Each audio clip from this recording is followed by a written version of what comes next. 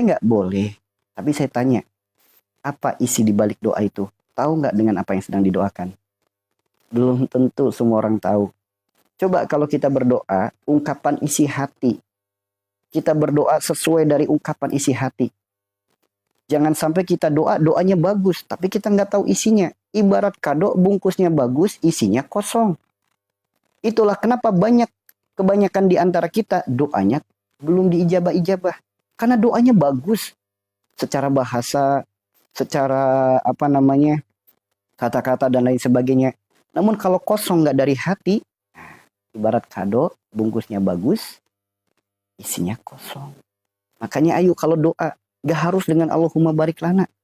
Dengan kita rasa syukur aja kita mau makan, itu udah doa yang baik. Ya, kita dengan penuh rasa syukur aja, dengan kita syukur mau makan, itu udah doa yang baik. Contoh, Alhamdulillah ya Allah, terima kasih ya Allah, atas rizkimu, atas nikmatmu, atas karuniamu, atas ciptaanmu. Sehingga hamba masih bisa makan hari ini ya Allah. Hamba mohon ya Allah, jadikan ya Allah setiap apa yang hamba makan hari ini, jadikan setiap butir nasinya, engkau jadikan kebaikan keberkahan untuk darah dan daging hamba. Jadikan setiap lauk pauknya, engkau jadikan sumber obat, jalan sembuh segala penyakit-penyakit hamba. Jadikanlah makanan ini ya Allah, jadikan asbab sumber tenaga yang melahirkan ketaatan kepadamu ya Allah. Dan hamba mohon pula kepadamu ya Allah, jadikan rasa kenyang yang hamba dapatkan, hamba mohon ya Allah, karuniakan pula rasa kenyang ini kepada seluruh saudara-saudara kaum muslimin hamba yang saat ini sedang kelaparan. Sok, doa seperti itu teman-teman. Sebelum kita makan, kita bersyukur dulu. Alhamdulillah ya Allah, terima kasih atas rizkimu. Karena adanya kita bisa makan, itu karena rizki Allah. Makanya, jangan dihujat makanannya. Tempel lagi. Jangan. Apalagi menghinakan makanan, gak boleh. Makanya awali dengan rasa syukur dulu. Alhamdulillah ya Allah, terima kasih atas rizkimu, atas nikmatmu, atas karuniamu, atas ciptaanmu. Karena apa yang kita makan itu semua adalah rizki Allah, karunia Allah, nikmat Allah, ciptaan Allah. Maka kita penuh dengan rasa syukur dulu. Nah, kemudian kita memohon, jadikan setiap butir nasinya, engkau jadikan kebaikan keberkahan untuk darah dan daging hamba. Dan hamba mohon jadikan setiap lauk pauknya, engkau jadikan sumber obat yang menyembuhkan segala penyakit-penyakit hamba. Jadikan makanan ini ya Allah, sumber tenaga yang melahirkan ketaatan hamba kepadamu. Sok, makanan yang kita makan akan menjadi tenaga. Tenaga yang membuat kita semangat ibadah. Tenaga yang membuat kita semangat ibadah. Kemudian kita berdoa, ya Allah jadikan pula rasa kenyang yang hamba dapatkan, engkau karuniakan pula rasa ini kepada seluruh saudara-saudara kaum muslimin hamba yang saat ini sedang kelaparan. Tuh, dahsyat nggak teman-teman? Maka kita makan, meskipun kita mendapatkan rasa kenyang, semoga saudara-saudara muslimin kita di manapun yang sedang kelaparan, dikaruniakan rasa kenyang itu. Coba, kalau kita mau makan doanya kayak gitu, mulut akan jadi saksi. Mulut, kamu pakai untuk apa? Kamu dipakai untuk apa sama orang ini? Saya dipakai untuk banyak berdoa, banyak memohon, banyak meminta. Apa yang masuk ke dalam saya, semuanya kebaikan. Dijamin kehalalannya, tidak muodoro atau tidak subhat. Dan saya senantiasa mendoakan setiap makanan. Makan dengan cara yang benar dan tidak kebanyakan. Tuh. Apalagi perkara lisan. Hai lisan, kamu dipakai untuk apa? Jadikan lisan kita untuk senantiasa bertutur kata yang baik. Jika kita tidak mampu menyampaikan kebaikan, jika kita tidak mampu berucap kebaikan, diam itu jauh lebih mulia daripada kita mengucap kalimat-kalimat yang tidak baik. Jadikan lisan kita sebagai perantara kebaikan. Apa yang keluar dari mulut kita itu kebaikan. Karena kullu kalam ad-du'a, setiap ucapan adalah doa. Maka jadikan setiap yang keluar dari mulut kita itu kebaikan-kebaikan. Apalagi ucapan yang bisa menenangkan, menenteramkan, mendamaikan, solusi, ucapan yang bisa merubah dari keburukan menjadi kebaikan. Itu dahsyat sekali lisan yang seperti itu. Itu dahsyat sekali kalau lisan yang seperti itu. Maka ayo sama-sama kita latih lisan kita, keluarnya hanya kebaikan-kebaikan. Karena yakinlah kullu kalam ad-du'a, setiap ucapan adalah doa. Kalau yang keluar dari mulut kita keburukan, keburukan itu yang akan terjadi.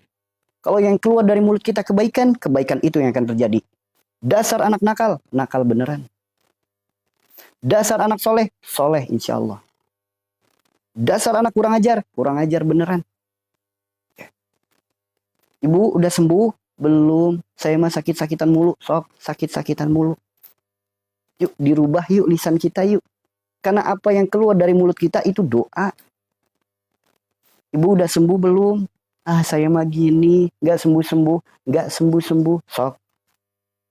Ibu apa kabarnya? Alhamdulillah sehat. Sehat. Ibu apa kabarnya? Saya lagi sakit. Sok. Tinggal pilih. Mau mengucap kalimat yang baik atau mau mengucap kalimat yang tidak baik. Tinggal pilih. Karena memang betul hidup adalah pilihan. Allah juga berfirman, surga bagi yang mau. Siapa yang mau memilih kebaikan, insya Allah dia yang akan mendapatkan. Ya, bismillah sama-sama kita latih ya teman-teman ya. Sama-sama kita latih diri kita. Apa yang keluar dari lisan kita, semuanya adalah kebaikan. Ucapan-ucapan yang baik, perkataan-perkataan yang baik. Bukan lagi perkataan-perkataan yang buruk. Bukan lagi perkataan-perkataan yang mudorot. Bercanda sampai ngakak-ngakak. Kemudian menceritain orang, ngegibah, ngejulidin orang. Ayo, jangan seperti itu. Jadikan lisan kita kelak membawa persaksian yang baik. Hei lisan, kamu dipakai untuk apa sama si fulan? Aku dipakai untuk bertutur kata yang baik. Setiap apa yang keluar dari diriku, semuanya kebaikan. Apa yang keluar dari diriku menenteramkan bagi orang lain. Mendamaikan bagi orang lain. Menenangkan bagi orang lain. Bahkan jadi solusi bagi orang lain. Bahkan tidak sedikit apa yang keluar dari diriku, sesuatu yang bisa merubah keburukan menjadi kebaikan. Ayo, kita latih yuk lisan kita untuk senantiasa bertutur kata yang baik. Bahkan ada satu dosa lisan yang mendapatkan ancaman sangat luar biasa oleh Allah. Ancaman yang sangat menyeramkan oleh Allah. Ada satu dosa lisan, di mana dosa ini seluruh manusia melakukannya. Seluruh manusia pernah melakukannya. Dosa lisan ini itu mendapatkan ancaman dari Allah. Buka Al-Quran surat Al-Imran ayat 77. Allah bersumpah kepada orang yang bersumpah. Allah tidak akan memberikan tempat di akhirat. Allah tidak akan menyapanya. Allah tidak akan memperhatikannya. Allah tidak akan mensucikannya. Nih, hati-hati dengan dosa lisan. Sedangkan kebanyakan manusia, lisan adalah sesuatu yang mudah diucapkan, sulit untuk diingat. Sehingga untuk mengingat dosa lisan, sulitnya luar biasa. Sok, teman-teman renungkan. Teman-teman ingat, dosa lisan ini sulit sekali untuk diingat. Sulit sekali. Ya. Padahal di Al-Quran surat Al-Imran ayat 77, Allah bersumpah kepada orang yang bersumpah. Tidak akan memberikan tempat di akhirat. Tidak akan menyapanya, tidak akan memperhatikannya, tidak akan mensucikannya. Lantas kita akan kemana? Dalam hadis kursinya Allah berfirman, silakan cari Tuhan selain aku, silakan keluar dari kolong langitku. Lantas kita kemana? So, mau dicampakkan sama Allah dari dosa satu ini? Mau dicampakin oleh Allah dari dosa satu ini? Auzubillah ya teman-teman ya. Maka Allah pun berfirman dalam Al-Quran surat At-Tahrim, wajib hukumnya untuk digugurkan. Maka gugurkan sekarang. Gugurkan mulai saat ini. Gugurkan. Tapi saya nggak ingat dengan dosa yang mana. Dengan perkara lisan yang mana. Allah berfirman dalam Al-Quran surat Al-A'raf ayat 172. Alastu bi rabbikum qalu bala sahidna. Itu Allah memberikan peringatan kepada kita. Saya nggak ingat janji yang mana.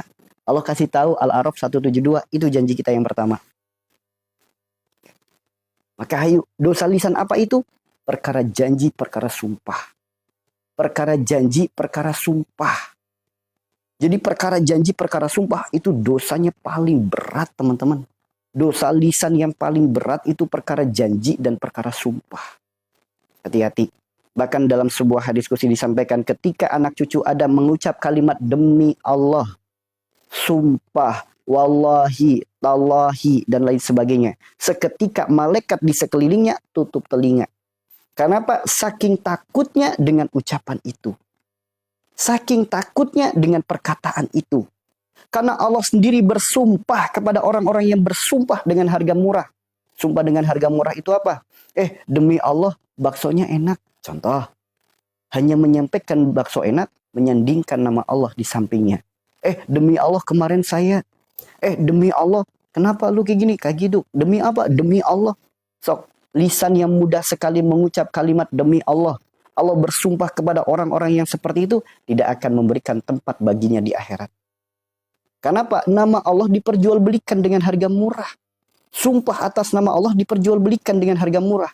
Bahkan Rasulullah ketika menyampaikan sesuatu padahal tidak menyebut kalimat sumpah, hanya berjanji, ditegur sama Allah. Apalagi diri kita. Ini bukti ya teman-teman ya. Sekelas Nabi saja salah dalam berucap mendapatkan teguran langsung oleh Allah.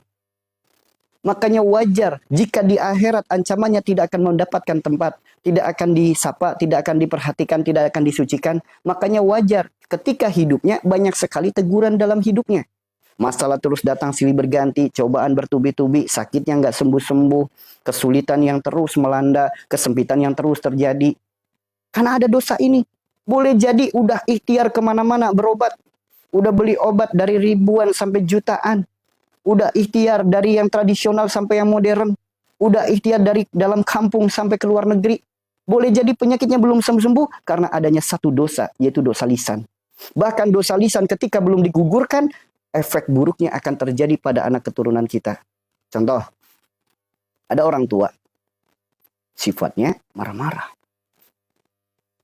Kemudian, ia berhubungan dengan pasangannya. Keluarlah benih. Benih yang keluar di saat kita punya sifat marah-marah, kira-kira benih itu akan jadi benih apa? Anaknya pun menjadi marah-marah. Dari apapun yang keluar dari mulutnya, menyakiti orang lain, dan marah-marah dan lain sebagainya, akan menjadi penyakit hipertensi atau darah tinggi. So, penyakit darah tinggi, ketika penderitanya belum menggugurkan janji dan sumpahnya, menggugurkan ucapannya, so, darah tinggi itu akan turun-temurun kepada anak keturunannya. Makanya penyakit darah tinggi disebutnya penyakit genetik atau penyakit keturunan. Bisa sembuh nggak? Kalau kata medis nggak bisa sembuh. Namun kalau kata Allah, Allah berfirman dalam Al-Quran surat Asy-Syu'ara ayat 80. Wa idam maritu fahuwa yasfin. Yuk. Jika kita hanya mengandalkan obat nggak bakal sembuh. Kalau kita hanya mengandalkan teori-teori nggak akan sembuh. Bagaimana cara menyembuhkannya? Perbaiki penyebabnya.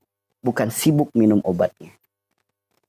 So, kenapa sampai ada orang tuanya diabetes, anaknya diabetes, cucunya diabetes, anak baru lahir diabetes. Padahal anak baru lahir itu fitrah, suci, bersih. Kenapa udah terkena penyakit? Karena dosa orang tuanya. Orang tua macam apa yang tega mewariskan penyakit kepada anak-anaknya? Saya tanya bapak ibu yang ada di room ini, tega nggak mewariskan penyakit kepada anak keturunan? Sekarang penyakit ibu sama bapak apa? Kira-kira tega nggak kita mewariskan penyakit itu kepada anak keturunan kita? Maka yang jadi pertanyaan, orang tua macam apa yang tega mewariskan penyakitnya kepada anak keturunannya? Yuk, kita memang bukan orang baik, kita belum jadi orang soleh, tapi ayo kita belajar jadi orang yang baik. Jangan sampai apa yang menimpa diri kita, keburukan yang menimpa diri kita, menimpa pula pada anak keturunan kita. Jangan. Itulah kenapa Nabi Ibrahim alaihissalam berdoa dalam Al-Quran surat Asy-Syu'ara ayat 85. Ya Allah, jadikanlah anak keturunanku buah tutur kata yang baik. Jadikan aku pewaris surga yang penuh dengan kenikmatan. Masukkanlah kami ke dalam golongan orang-orang soleh.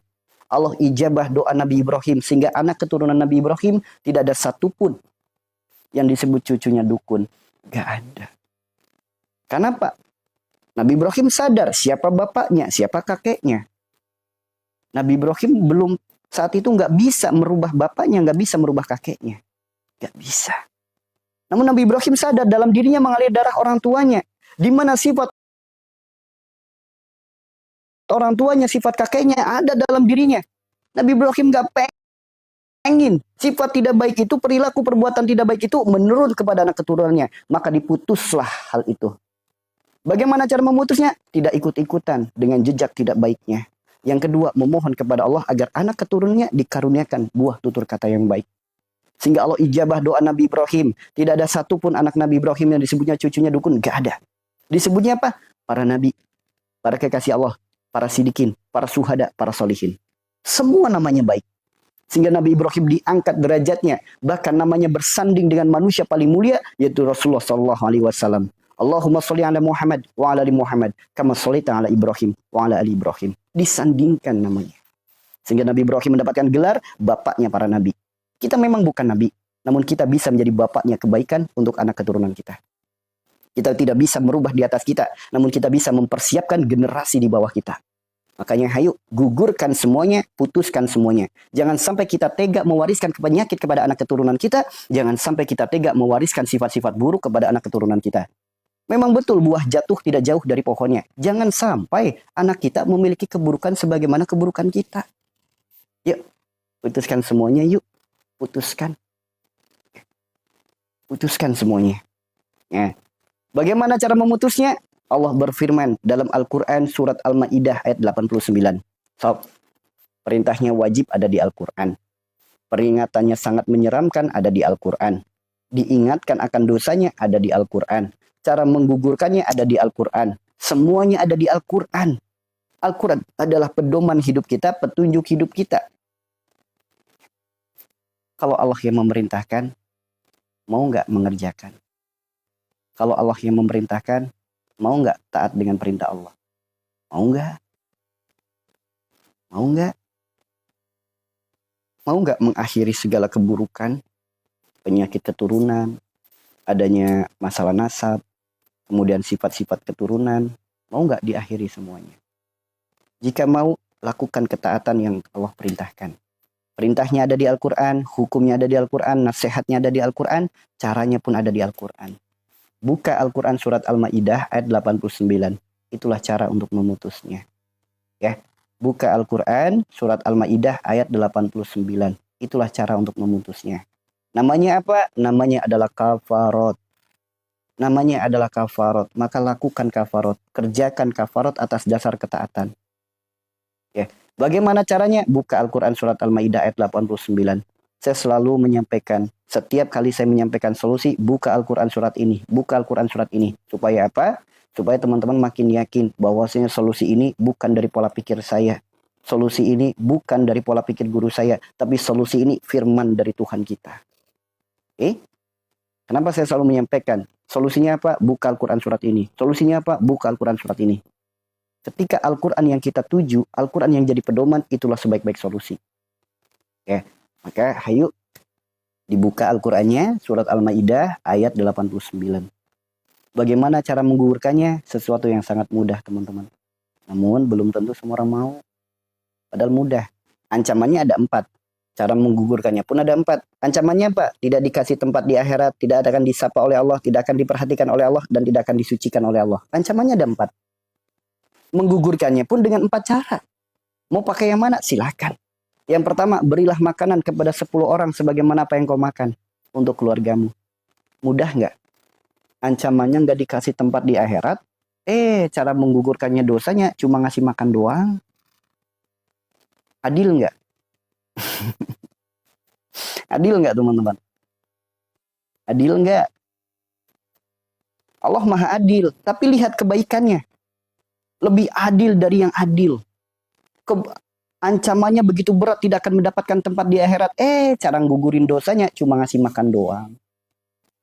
Tuh, teman-teman. Berapa banyak?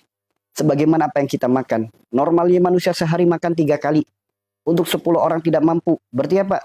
Hitung-hitungan matematik itu 10 kali 3. Bikin 30 bungkus makanan, bikin 30 bungkus nasi, bagikan, niatkan kafarat. Ya Allah, hamba niatkan ini kafarat untuk diri hamba lillahi ta'ala.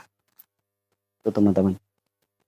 Tuh, ancamannya begitu menyeramkan. Ternyata cara menggugurkannya begitu mudah. Bikin makanan 30 bungkus. Makanan terbaik yang bisa kita bikin, makanan terbaik yang bisa kita beli. Bagikan kepada orang-orang. Dibagikan di sholat Jumat, boleh. Orang pinggir jalan, boleh. Anak yatim, lebih baik. Kaum duafa, lebih baik. Ke tetangga, juga baik. Bagikan. Bagikan. Mudah nggak, teman-teman? Mudah nggak? Coba bandingkan. Ancamannya di Al-Quran, pertama tidak akan mendapatkan tempat di akhirat. Tidak akan disapa oleh Allah, tidak akan diperhatikan oleh Allah, tidak akan disucikan oleh Allah. Ternyata cara menggugurkannya bagi makanan. Maha baiknya Allah, teman-teman. Maha baiknya Allah. Ngasih cara menggugurkannya juga sesuatu yang sangat mudah sekali. Namun perkara yang mudah ini belum tentu semua orang mampu. Karena ada juga, jangankan untuk bikin makanan 30, makan untuk sehari-hari, untuk keluarga sendiri saja belum tentu mampu. Nah makanya Allah berikan opsi kedua nih. Karena nanti juga ada yang nawar, ya Allah gimana saya mau bagi makanan 30? Saya makan untuk diri saya sendiri aja saya lagi sulit. Untuk keluarga sendiri saya saja lagi sulit. Ada nggak cara lain ya Allah? Allah maha baik teman-teman. Allah kasih opsi kedua. Apa opsi kedua? Jika tidak mampu memberikan makanan, maka berilah pakaian untuk 10 orang. Gak mesti harus baru. Bekas juga nggak apa-apa. Selagi masih layak pakai dan menutup aurat. Hanya sarung yang masih bagus boleh. Hanya kerudung yang masih bagus boleh. Mukena boleh. Kaos yang masih bagus boleh. Namun yang menutup aurat ya teman-teman ya. Menutup aurat. Sebaik-baik pakaian itu pakaian takwa. Pakaian yang bisa dipakai untuk sholat. Itu sebaik-baik pakaian. Ya, itu seperti itu ya. Nah, kemudian. Ada nggak orang yang nggak mampu ngasih pakaian? Banyak. Banyak teman-teman. Ya Allah, apalagi pakaian. Saya cuma punya baju yang saya kenakan doang di tubuh ya Allah. Tapi saya pengen menggugurkan dosa ini. Ada nggak cara lain? Allah berfirman dalam masih surat yang sama. Jika tidak mampu memberi pakaian, tidak mampu memberikan makanan, maka bantulah kesulitan orang lain. Kalau dalam ayatnya disebutnya apa? Memerdekakan hamba sahaya. Zaman sekarang memerdekakan hamba sahaya sulit. Maksud daripada memerdekakan hamba sahaya adalah apa? Membantu kesulitan orang lain. Ya, membantu kesulitan orang lain. Ada orang kena musibah, kita bantu. Ada orang kecelakaan di jalan, berhenti, kita bantu. Pokoknya bantu kesulitan orang lain, niatin kafarat. Ya Allah, hamba niatkan ini sebagai kafarat untuk diri hamba, lillahi ta'ala. Tuh niatnya kayak gitu, Bob. Nah, ketika membantu dengan cara seperti itu, ada nggak yang nggak mampu? Banyak. Bagaimana dengan orang-orang yang kondisinya layamutu walayahya? Dibilang hidup nggak bisa apa-apa, hanya tergeletak di tempat tidur. Apalagi orang-orang yang gangguan mental. Kan nggak bisa bantu kesulitan orang lain. Maka ada cara yang ketiga teman-teman. Apa yang keempat? Ya, cara yang keempat itu apa? Dengan cara berpuasa 3 hari berturut-turut. Puasanya hari apa? Bebas. Yang penting 3 hari berturut-turut. Puasanya sama sebagaimana puasa Ramadan dari subuh sampai maghrib. Ya, dari imsak sampai maghrib. Sama. Yang penting 3 hari nggak boleh batal. Berturut-turut. Oke? So, dibandingkan dengan ancamannya. Kira-kira sebanding nggak teman-teman? Sebanding nggak kira-kira teman-teman? Dibanding dengan ancamannya, sebanding nggak kira-kira? So, ancamannya jelas. Bagi orang-orang yang sering bersumpah, dikit-dikit demi Allah, dikit-dikit bersumpah, dikit-dikit demi Allah, ancamannya jelas. Allah tidak akan memberikan tempat di akhirat, tidak akan menyapanya, tidak akan memperhatikannya, tidak akan mensucikannya. Ancamannya sangat menyeramkan. Namun cara menggugurkan dosa itu begitu mudah apa yang Allah syaratkan. Bagi makanan 30 bungkus. Bagi pakaian untuk 10 orang. Membantu kesulitan orang lain. Puasa 3 hari berturut-turut. Gak sebanding dengan ancaman dosanya. Itu maha baiknya Allah. Maha baiknya Allah. Maka sungguh tidak masuk akal. Ketika ada orang yang bilang, Allah gak adil. Kenapa saya seperti ini? Dia seperti itu. Ya salah. Ya. Maka yuk segera kerjakan kafarot. Segera kerjakan kafarot. Segera lakukan kafarot. Segera. Untuk apa? Memutus segala keburukan. Buah dari janji, buah dari sumpah. Nah nanti ada orang. Perasaan saya nggak punya janji. Perasaan saya nggak punya sumpah. Buat apa saya ngerjain itu? Allah kasih peringatan dalam Al-Quran surat Al-A'raf ayat 172.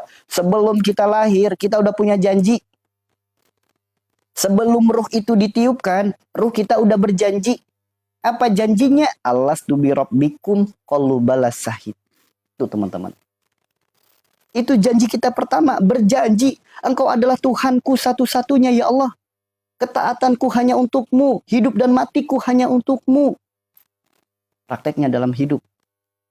Kata dokter, jangan makan nasi, nanti jadi diabetes. Kata Allah, Rabbana ma khalaqta hadza batila. Mana yang lebih Anda taati? Kata bos, nanggung kerjaannya, kerjakan dulu. panggilan azan, panggilan sholat berkumandang. Mana yang Anda kerjakan dulu? Sok, Allahnya dulu atau makhluknya dulu? Sok. Ya.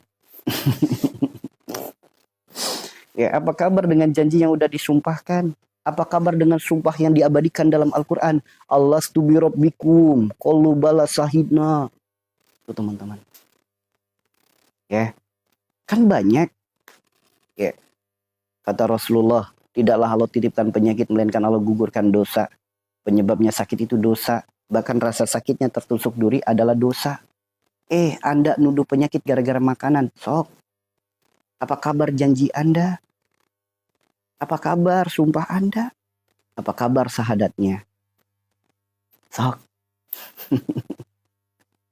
Kata Rasulullah, penyebab penyakit itu dosa. Kata orang pintar, penyakit Anda dari rumah, dari dapur, penyakitnya dari kamar, penyakitnya dari pintu, penyakitnya dari pohon. Anda lebih percaya yang mana? Sok. Kalau kita lebih mempercayai yang seperti itu ketimbang sabda Rasulullah, apa kabar sahadatnya? Sok. Allah berfirman, wa idza maritu fahuwa yaswin. Sembuh itu sepenuhnya milik Allah. Sakit dan sembuh hak prerogatif Allah. Kemudian apa? Anda lebih percaya dengan orang pintar, suruh dipagar rumahnya sebagai tolak bala supaya penyakit tidak datang lagi. Sok. Apa kabar sahadatnya kalau kayak gitu? Apa kabar? Sakit dan sembuh hak prerogatif Allah. Kata orang pintar suruh dipagerin supaya penyakitnya nggak datang.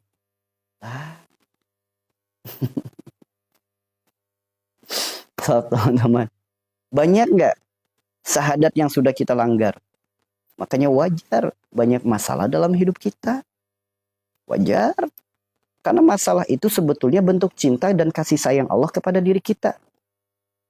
Kita masih bersyukur hidup kita masih dititipi masalah. Cuma sangat disayangkan jangan sampai masalah kita merugikan kita di dunia, membangkrutkan kita di akhirat. Maka mulai saat ini ayo jadikan setiap masalah itu pijakan anak-anak tangga untuk kita lebih dekat kepada Allah. Yuk. Jadikan setiap masalah itu pijakan anak-anak tangga untuk kita lebih dekat kepada Allah. Jangan sampai adanya masalah dalam hidup membuat hidup jadi rugi, di dunianya rugi, di akhiratnya bangkrut. Orang sakit, tembok dipagerin, katanya tolak bala. Nolak balanya pakai apa? Pakai kertas fotokopian. Nolak bala kok pakai kertas fotokopian. Cuma segini doang lagi kertasnya. Ditempelin di tembok, ditempelin di pintu, ditempelin di jendela. Buat apa? Tolak bala katanya. Buat apa? Buat magerin supaya penyakit nggak datang lagi. Emang penyakit permisi lewat pintu? Emang penyakit datangnya permisi dulu lewat pintu? Ayo atuh dah. Jangan sampai iman digadaikan. Jangan sampai teman-teman. Ya, jangan sampai. Makanya hayu atuh sisa usia kita jadikan jalan untuk kita melakukan perbaikan-perbaikan. Perbaikan-perbaikan sedikit demi sedikit. Lakukan perbaikan itu. Karena apa? Kita harus menyadari kita adalah sang pendosa yang berlumuran dengan dosa. Namun kita harus paham Allah mencintai seorang pendosa yang mengakui kesalahannya lalu ia bertaubat daripada orang soleh, orang alim yang merasa dirinya nggak punya salah, merasa dirinya nggak punya dosa. Tuh. Jadi para pendosa yang mengakui kesalahannya lalu bertobat, Allah mencintai orang-orang seperti itu. Namun kalau ada orang soleh, orang alim merasa dirinya nggak punya salah, Allah benci dengan orang-orang seperti itu. Yang jadi pertanyaan, kita udah soleh belum? Kita udah alim belum? Kok merasa nggak punya salah? Nauzubillah teman-teman. Yang soleh, yang alim merasa nggak punya salah saja Allah benci. Apalagi soleh kagak, alim kagak. Lah kok merasa nggak punya salah? Merasa nggak punya dosa. Jangan ya dek ya, jangan. Yuk makanya kita latih teman-teman. Kita latih. Apapun yang menimpa diri kita, baik itu kebaikan, baik itu keburukan, semua datangnya dari Allah, penyebabnya dari diri kita sendiri. Begitupun penyakit, semua datangnya dari Allah, penyebabnya dari diri kita sendiri. Andaikan Allah tidak meridhoi kita sakit, sehat terus kita. Andaikan Allah tidak meridhoi kita sembuh, nggak bakalan sembuh penyakit kita. Jadi kuncinya itu ada di mana? Allah teman-teman. Dan Allah berfirman, aku sesuai prasangka hambaku. Dan aku tidak akan merubah suatu kaum sebelum ia merubah dirinya sendiri. Dan kunci kedua ada di mana? Ada pada diri kita sendiri. Yuk, pengen sembuh dari semua penyakit? Pengen diangkat segala kesulitan hidup? Pengen diberikan kemudahan? Pengen diberikan kelapangan? Akui kesalahan kita. Akui dosa-dosa kita. Menangislah yang lirih dalam keheningan malam. Bermunajatlah. Cukup alam semesta yang menjadi saksinya, malaikat yang mengaminkan doanya. Yuk. Sebetulnya jalan hidup sudah Allah kasih tahu. Jalan kebahagiaan sudah Allah kasih tahu. Jalan pertolongan sudah Allah kasih tahu. Cuma kebanyakan kita nggak mau. Nggak mau. So, sembuh itu mudah, sembuh itu murah, sembuh itu gratis. Bagi siapa? Bagi yang mau. Kebanyakan orang nggak mau yang mudah. Nggak mau yang murah. Nggak mau yang gratis. Malah bangga ketika sembuh bisa bayar yang mahal. Ini penyakit, teman-teman. Sembuh itu mudah, sembuh itu murah, sembuh itu gratis. Bagi siapa? Bagi yang mau. Karena kebanyakan orang itu nggak mau. Yang mudah, murah, gratis nggak mau. Mereka lebih bangga ketika bisa datang ke rumah sakit ternama. Bahkan sampai ke luar negeri. Atau berobat ke orang yang ternama. Mereka lebih bangga yang seperti itu. Padahal sembuh itu mudah, sembuh itu murah, sembuh itu gratis. Bagi siapa? Bagi yang mau. Makanya yuk teman-teman. Bagi teman-teman yang merasa room ini bermanfaat, yuk jangan cukup untuk diri kita saja manfaat itu. Jadikan kemanfaatan ini, tebarkan pula untuk saudara-saudara kita yang lain. Ya, kita berikan pula, kita bagikan pula untuk keluarga kita, kerabat kita, teman kita, sahabat kita, siapapun grup-grup kita, ayo. Karena kita tidak pernah tahu kebaikan mana yang akan menolong kita, kebaikan mana yang akan menyelamatkan kita. Boleh jadi di luar sana banyak orang yang sedang putus asa dengan penyakitnya. Mudah-mudahan dengan adanya room ini sebagai jalan sehat, jalan sembuh segala penyakit-penyakitnya. Ya, jadilah orang yang baik dalam keadaan apapun, dalam situasi apapun. Ya, teman-teman, bersama-sama kita melakukan kerjasama. Jangan sampai kita kalah dengan penjahat. Penjahat bisa kerjasama dalam melancarkan kejahatannya. Saya yakin di room ini nggak ada penjahat. Maka ayo kita bekerja sama dalam melakukan kebaikan, dalam menolong agama Allah, mengajak manusia menuju ketaatan bersama. Ya, intasulullah wa intasulukum. Barang siapa yang menolong agama Allah, Allah akan tolong dirinya. Ya, siapapun teman-teman, jika teman-teman bermain sosial media, apapun yang teman-teman buka, jika teman-teman melihat di dalamnya ada dakwah yang mengajak kepada kebaikan, support dakwah itu.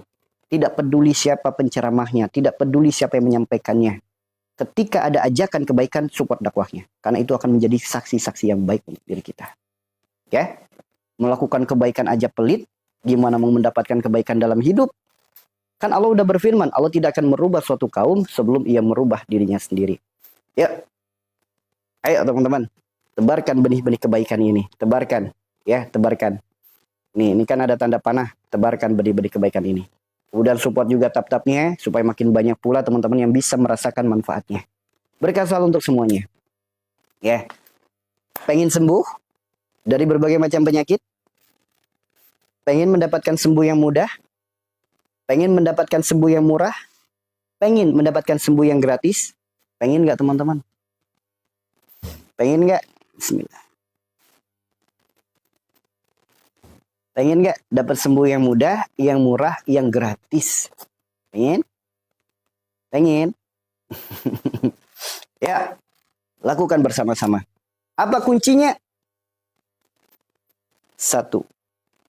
Rasulullah bersabda, tidaklah Allah titipkan penyakit, melainkan Allah gugurkan dosa. Penyebabnya sakit adalah dosa. Gerbang utama dosa adalah sifat perilaku perbuatan kita. Maka kalau kita pengen sembuh penyakit kita, perbaiki sifat kita, perbaiki perilaku kita, perbaiki perbuatan kita. Kalau pengen sembuh, ya. Kalau pengen sembuh, perbaiki sifatnya, perbaiki perilakunya, perbaiki perbuatannya. Kalau pengen sembuh. Karena Allah titipkan kepada kita penyakit, Allah bukan sedang nyuruh kita cari obat. Bukan. Allah juga bukan sedang nyuruh kita ikhtiar ke sana kemari. Bukan. Allah titipkan kepada kita penyakit, Allah berpesan untuk kita untuk taubat. Sebagaimana firman-Nya Al-Quran surat At-Tahrim ayat 8. So, solusinya semua ada di Al-Quran. Petunjuknya ada di Al-Quran. Ada nggak petunjuk yang lebih baik dari Al-Quran dan Sunnah? Maka ketika Ya, ketika teman-teman sudah mendapatkan solusi yang bersumber dari Al-Quran dan Sunnah, lantas adakah solusi lain yang lebih baik dari Al-Quran dan Sunnah? Ada nggak? Nggak akan nemu, teman-teman. Nggak akan nemu. Nggak akan ada. Nggak akan. Makanya ayo, perbaiki sifat, perilaku, dan perbuatannya. Ya, karena gini teman-teman, hal sederhana saja. Kita punya atap yang bocor. Kalau kita hanya sibuk cari ember, cari baskom, apakah bocornya sembuh? Ya, kita punya penyakit. Kalau kita hanya sibuk cari obat ke sana kemari, apakah penyakitnya sembuh? Enggak. Bocor akan sembuh kalau kita perbaiki atap yang rusak. Penyakit akan sembuh kalau kita perbaiki sifat, perilaku, perbuatan kita. Itu teman-teman. Ya, seperti itu ya. Bocor akan sembuh kalau kita perbaiki atap yang rusak. Penyakit akan sembuh kalau kita perbaiki sifat, perilaku, perbuatan kita yang rusak. Jadi, ya memang betul ketika bocor ada ember, ada baskom, setidaknya membantu supaya bocor itu tidak meluber kemana-mana. Ya, airnya tidak tumpah kemana-mana. Betul. Dengan kita minum obat, herbal, ikhtiar, dan lain sebagainya, memang betul. Setidaknya apa? Sensasi sakitnya berkurang. Memang betul. Namun tidak menyembuhkan. Ya, namun tidak menyembuhkan. Ya, teman-teman pengen nyari yang mengurangi sakit atau pengen nyari yang sembuh? Kalau pengen yang hanya sebatas ngurangin sakit, ya silakan. Berobat, ikhtiar ke sana kemari, silakan. Namun, kalau pengen nyari yang sembuh, ayo perbaiki penyebabnya. Yang jadi pertanyaan, jika penyebabnya adalah dosa, gerbang dari dosa adalah sifat, perilaku, perbuatan. Teman-teman udah tahu belum sifat mana penyebab penyakit kita? Perilaku yang mana penyebab penyakit kita? Perbuatan yang mana penyebab penyakit kita? Udah tahu belum? Dari sifat yang mana nih penyebab penyakit kita? Dari perilaku yang mana penyebab penyakit kita? Dari perbuatan mana yang menyebabkan penyakit kita? Udah pada tahu belum? Kaki saya sakit, rasa kebas, dan diagnosa dokter ada gula. Dan anak kami sakit rada dokter. Udah pada tahu belum? Dari mana penyebab penyakit kita? Dari sifat yang mana? Dari perilaku yang mana? Dari perbuatan yang mana? Udah pada tahu? Yuk, mau nggak belajar? Mau nggak kita mempelajari? Karena ada ilmu yang sudah diajarkan oleh ulama-ulama kita terdahulu. Sebelum adanya ilmu medis, ilmu ini sudah diajarkan. Nah, bahkan tanpa adanya ilmu ini yang pertama, mungkin nggak ada ilmu medis. Ya. Karena cikal bakal ilmu medis itu ketika salah satu kitab ulama kita terdahulu dicuri saat hancurnya Utsmani, hancurnya kekhalifahan, kemudian dipelajari oleh mereka, jadilah ilmu medis. Makanya cara mereka mendiagnosa pun sama. Dicek kelopak matanya, dicek lidahnya, dicek denyut nadinya, dan lain sebagainya. Namun mereka tidak mendalami apa yang sebagai sumber utamanya ini. Ya, pengen tahu teman-teman? Yuk, kita sama-sama belajar. Man arafa nafsahu faqad arafa rabbahu. Kenali dirimu, maka niscaya engkau akan mengenal Tuhanmu. Dengan kita mengenali diri kita, kita akan mengenal Allah, Tuhan kita. Dengan kita mengenali alam tubuh saja, itu sebagai jalan kita lebih dekat kepada Allah. Karena Pak, dalam Al-Quran surat An-Nur ayat 35, Allah berfirman, di mana alam dalam tubuh manusia itu memiliki 3 alam. Dengan bahasa kiasan ya. Yang pertama alam miskat, alam yang tidak tembus oleh cahaya, disebutnya alam jasad. Jasad ini kan gak tembus oleh cahaya. Yang kedua alam al-jujajah, di mana di alam ini adalah inti daripada kehidupan itu sendiri, yaitu jiwa, akal, hati, dan ruh. Disebutnya kolbu atau ruhani. Kemudian yang ketiga alam misbah, alam nurani, tempat cahaya Allah bersemayam dalam diri kita. Yuk, di dalam Al-Quran sudah disebutkan. Sedangkan alam miskat sendiri saja masih banyak yang belum paham. Apalagi alam al-jujajah, apalagi alam misbah. Mungkin ini kita nggak bicara ke sana karena terlalu panjang kalau kita jabarkan. Kita langsung praktek aja. Tubuh manusia itu sudah Allah desain dengan mahakarya yang sangat luar biasa. Bahkan tubuh manusia itu memiliki kemampuan yang sangat luar biasa, mampu menyembuhkan dirinya sendiri. Mampu mengobati dirinya sendiri. Itu tubuh kita. Itu tubuh kita. Bahkan tubuh kita itu ketika kita pakai untuk kebaikan, itu bisa menjadi perantara yang sangat luar biasa. Contoh, jari telunjuk yang sering kita pakai untuk bersyahadat, ini bisa sebagai perantara jalan sembuh berbagai macam penyakit. Percaya nggak? Jari telunjuk yang sering kita pakai untuk bersyahadat, ini bisa menjadi perantara sembuh berbagai macam penyakit. Percaya nggak teman-teman? Jari telunjuk doang. Andaikan kita mengenali alam dalam tubuh kita, kita akan tahu dari mana datangnya penyakit kita. Dari sifat yang mana, dari perilaku yang mana, dari perbuatan yang mana. Pasti akan tahu. Pasti.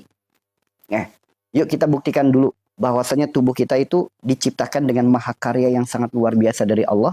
Memiliki kemampuan yang maha hebat dari Allah. Mampu menyembuhkan dirinya sendiri, mampu mengobati dirinya sendiri, mampu menyembuhkan lukanya sendiri. Itu tubuh kita. Sok, jari telunjuk kita. Ya, jari telunjuk kita. Kita sentuh di mana? Yang paling gampang dulu deh. Bagi teman-teman yang sering sakit kepala, kepala kelayangan, migrain, vertigo, kepala pusing, ada di sini? Teman-teman yang sering sakit kepala, kelayangan, migrain, vertigo, pusing, ada nggak di sini? Yuk, kalau ada praktekin. Caranya bagaimana? Jari telunjuk, tempelkan di sini teman-teman. Ini rambut, ini kulit, kan ada garisnya nih. Nah, garis ini kita tekan. Tekan, ikuti garisnya, sampai depan telinga. Ketika depan telinga, tutup lubangnya. Ucapkan innalillahi wa inna ilaihi rajiun, tarik. Sok, seketika kepala itu langsung enteng. Seketika badan tubuh kita, punggung kita langsung enteng, langsung ringan, langsung hangat, bahkan keluar keringat. Sok, buktikan teman-teman. Sok, buktikan. Buktikan. Jari telunjuk kita yang sering kita pakai untuk bersyahadat, sentuh saja di sini teman-teman. Ini rambut, ini kulit. Nah, garisnya kita ikuti nih, garis ini. Laki-laki perempuan ada garisnya semua ya. Nyampe di sini tekan, ucapkan innalillahi wa inna ilaihi rajiun, tarik. Sok, seketika langsung enteng, bahkan langsung hangat, keluar keringat hangat. Sok, praktekin teman-teman. Sok, dipraktekin. Praktekin. Sok, udah dipraktekin belum? Terbukti nggak? Hanya gerakan semudah itu bisa langsung membuat ringan kepala kita. Pusing langsung berkurang, bahkan bisa jadi perantara sembuh. Punggung bisa langsung ringan, bisa langsung keluar keringat hangat. Sok, seger nggak badannya? Sebelahnya juga boleh. Praktekin lagi sebelahnya. Praktekin lagi sebelahnya. Ya, sebelahnya juga boleh, praktekin lagi. Seperti ini. Nah, doanya cukup apa? Innalillahi wa inna ilaihi rajiun. Sok, tuh, badan langsung hangat. Langsung keluar keringat hangat. Bahkan seperti kayak mengeluarkan energi yang positif gitu. Ya. Ya. Cukup satu kali aja. Ya mungkin kalau lagi pusingnya kebangetan. Kalau lagi pusing banget ya mungkin 2 atau 3 kali lah. Sob, terbukti nggak? Jari telunjuk yang kita sering pakai untuk bersyahadat bisa sebagai perantara sehat, perantara sembuh berbagai macam penyakit-penyakit kita. Ya, baru jari telunjuk. Bagaimana dengan 9 jari yang lain? Bagaimana dengan telapak tangan kita? Bagaimana dengan rambut kita? Dengan kening kita? Dengan mata kita? Telinga kita? Mulut kita? Kulit kita? Bibir kita? Dan alam tubuh yang lainnya. Kita baru bicara satu telunjuk doang. Yuk, bagi yang baru bergabung, jangan lupa di follow akunnya supaya tidak ketinggalan live selanjutnya ya. Supaya tidak ketinggalan live selanjutnya. Ini ya. Saya buka sedikit. Ini rambut. Ini kulit. Nah, garisnya ini tekan dengan jari telunjuk. Ikuti garisnya seperti ini. Ikuti garisnya. Begitu depan telinga, ucapkan innalillahi wa inna ilaihi rajiun. Tekan sampai lubangnya tertutup rapat. Tarik. Sob. Tarik. Nggak usah pakai lama-lama. Dah, tekan. Seperti ini. Tutup rapat dengan jari telunjuk, tarik. Stop. Seketika langsung hangat, keluar keringat hangat, langsung segar, langsung enteng, berkurang sakitnya, bahkan bisa jadi perantara sembuh. Udah dipraktekin? Barakallah Kak Ita. Udah? Panas rasanya? Hangat? Terbukti nggak? Makanya sembuh itu sebetulnya mudah, sembuh sebetulnya murah, sembuh sebetulnya gratis. Andaikan kita memahami ilmunya. Ya, makanya ayo kita sama-sama pelajari dari mana dulu datangnya penyakit kita. Rasulullah bersabda dari dosa. Gerbangnya dosa sifat perilaku perbuatan. Maka ayo kita perbaiki sifat perilaku perbuatan kita sambil kita melakukan ikhtiar sesuatu yang sangat mudah hanya mengandalkan alam jasad kita. Kita bergantung kepada Allah dan tawakal akan hasilnya maksimal kesembuhannya. Ya, maksimal kesembuhannya. Tuh teman-teman. Nah, satu saudaraku. Manusia adalah miniaturnya bumi. Apa yang Allah ciptakan di luar tubuh manusia, semuanya ada dalam diri manusia. Apapun itu. Bumi, air, angin, api, binatang, tumbuhan, semuanya ada dalam tubuh manusia. Semuanya ada. Bahkan ketika Allah berfirman, di Al-Quran disebutkan dalam Ar-Rahman, ketika dua lautan bertemu, bagaikan ada dinding pembatas, di mana satu sama lain tidak akan menyatu. Ternyata tubuh kita pun banyak yang seperti itu. Ya, sebagaimana teman-teman sok, julurkan tangannya seperti ini. Di sini terlihat ada garis, bagi teman-teman yang kulitnya sawo agak mateng, kalau kulitnya putih nggak kelihatan. Yang kulitnya agak sawo mateng, di sini ada garis kelihatan teman-teman. Di mana garis ini memisahkan antara kulit yang tipis dan kulit yang tebal, kulit yang putih dan kulit yang agak gelap. Apakah itu kebetulan? Enggak, nanti bisa dipelajari. Bahkan ketika garis ini kita sentuh seperti ini, ditekan sampai ke dalam, jari kita nyetrum. Ini kan ada garis nih. Garis yang ini kita sentuh dengan jari telunjuk kita, sampai nekan tulang yang di dalam. Sampai nekan tulang yang di dalam, otot yang di dalam, jari kita langsung berasa kesetrum. Sok, praktekin. Praktekin. Ternyata garis dalam tubuh manusia itu pun bisa menjadi perantara sembuh berbagai macam penyakit. Garis doang teman-teman. Ini garisnya kita sentuh aja kayak gini. Ini adalah titik terapi yang sangat dahsyat, apalagi kita memakainya jari telunjuk yang nggak pernah dipakai ngupil. Jari telunjuk yang hanya dipakai untuk bersyahadat, bukan untuk ngupil. Makanya mulai sekarang kalau ngupil jangan pakai telunjuk, pakai kelingking. Ya, telunjuk mah buat syahadat, bukan buat ngupil. Ya, nanti jari telunjuk kita bermanfaat banyak. Disentuh aja di garis-garis yang ada di tangan nih. Sok, tekan aja di sini, langsung nyetrum. Ada yang ditekan langsung nyetrum? Sok. Udah? Sok, langsung nyetrum. Dan nyetrum itu apa? Itu tanda. Ketika satu titik ini diterapi, akan melahirkan energi bagi syaraf yang lain. Sehingga membangkitkan syaraf-syaraf yang lemah. Membangunkan syaraf-syaraf yang mati. Dibangunkan lagi, sehingga semakin banyak yang syaraf yang lemah, syaraf yang mati hidup lagi, maka semakin sehat tubuh kita. Tuh teman-teman. Nah, ini baru garis ini doang. Bagaimana dengan garis yang lain? Bagaimana dengan garis tubuh yang lain? Makanya ayo kita pelajari, man arafa nafsahu faqad arafa rabbahu. Yuk, bagi teman-teman yang baru bergabung, yang belum follow, silakan di follow dulu supaya tidak ketinggalan live-nya setiap pagi. Supaya tidak ketinggalan materinya, supaya tidak ketinggalan ilmu-ilmunya. Ya, ya, karena hal seperti ini tuh sesuatu yang sangat dibutuhkan untuk umat akhir zaman seperti kita. Apalagi orang-orang yang usianya sudah tidak muda lagi. Ya, usianya sudah tidak muda lagi, itu sangat sekali dibutuhkan. Sangat sekali. Ya, lihat garis. Garis ada lagi di mana? Nih, di sini ada garis memisahkan antara badan bagian depan dan bagian belakang. Kulit ini ada agak tipis dan putih, kulit belakang agak tebal dan hitam. Ternyata ini pun kalau ditekan, Masya Allah, campur aduk rasanya, geli, perih, ngilu. Luar biasa kalau ditekan garis ini. Luar biasa. Bahkan ketika ada orang yang terkena penyakit ain, seketika ketika ditempelkan di sini, ditekan-tekan daerah sini, sok bereaksi mual. Langsung bereaksi mual. Kalau ada orang-orang yang terkena penyakit ain, nah, ini di sini ada garis, tempel aja. Kayak gini, jari telunjuk kita, sok, seketika bisa langsung mual. Teman-teman yang punya masalah penyakit GERD, asam lambung, panic attack, anxiety, atau mungkin OCD, bipolar, dan lain sebagainya, sok praktekin. Itu rasanya campur aduk. Sakit, ngilu, perih, panas, campur jadi satu. Geli, campur jadi satu.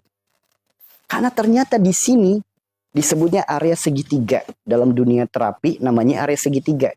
Di mana segala bentuk segitiga dalam tubuh kita disebutnya titik sendi, titik terapi atau titik angker dalam tubuh. Di mana daerah-daerah itu biasanya jarang terjamah telapak tangan dan jari jemari. Tuh, ya. Kanan kiri sama. Kanan kiri sama. Dan kalau kita pelajari lagi, ternyata tubuh manusia itu, garis dalam tubuh kita, ternyata dari ujung kepala sampai ujung kaki, jumlahnya ada 114 garis. Sebagaimana 114 surat dalam Al-Quran. Ingat, garis dalam tubuh manusia, dari ujung kepala sampai ujung kaki, berapa jumlahnya? 114 garis. Sebagaimana 114 surat dalam Al-Quran. Dan ternyata garis dalam tubuh kita itu bukan sembarang garis. Allah memiliki desain yang sangat luar biasa yang bisa jadi ilmu sangat luar biasa. Bahkan jari kita dipenuhi dengan garis, garis ini pun bukan tanpa kebetulan. Kita lihat jari kita dipenuhi dengan garis, disebutnya ruas jari. Dari kelingking sampai ibu jari, kita hitung ruas jari kita ada berapa? Ada 33. Sebagaimana 33 kalimat tasbih. Sok dihitung dari kelingking sampai ibu jari. Berapa jumlahnya? 33. Lihat garis telapak tangan kita. Ini membentuk angka Arab kelihatan. Ini angka 8. Ini angka 1. Ini pun sama. Ini angka 1. Ini angka 8. 18, 81. Jika dijumlah berapa? 99. Sebagaimana 99 Asmaul Husna. Kebetulan? Lihat jari telunjuk kita. Berapa jumlahnya jari kita? Ada 5. Apakah ini kebetulan? Enggak. Enggak ada yang kebetulan. Bahkan kalau diperhatikan kita lihat ini membentuk lafaz Arab. Ini alif, ini lam, ini ha. Dibaca apa? Allah. Ini pun sama. Alif, lam, ha. Dibaca Allah. 99 Asmaul Husna. 33 kalimat tasbih. Apakah kebetulan? Makanya bagi orang yang memahami man arafa nafsahu faqad arafa rabbahu, maka dia akan tahu dari mana datang penyakitnya. Ketika Rasulullah bersabda, penyakit datangnya dari dosa. Karena penyakit datang sebagai penggugur dosa. Gerbang dari dosa adalah sifat perilaku perbuatan, maka perbaiki sifat perilaku perbuatan kita. Bagaimana cara mengetahuinya? Dengan alam dalam dengan tubuh kita yang dipenuhi dengan garis. Ternyata garis-garis ini memiliki makna yang sangat luar biasa. Teman-teman pernah mendengar, andaikan lautan sebagai tinta, pohon sebagai pena, 7 lautan tinta tidak akan pernah cukup untuk menulis ilmu-ilmu Allah. Lantas untuk siapa ilmu itu?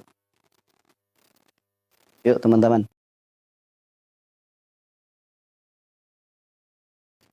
Ternyata garis dalam tubuh manusia adalah sebagai bisa dijadikan salah satunya ya, bisa dijadikan alat diagnosa untuk mengetahui dari mana penyebab penyakit kita.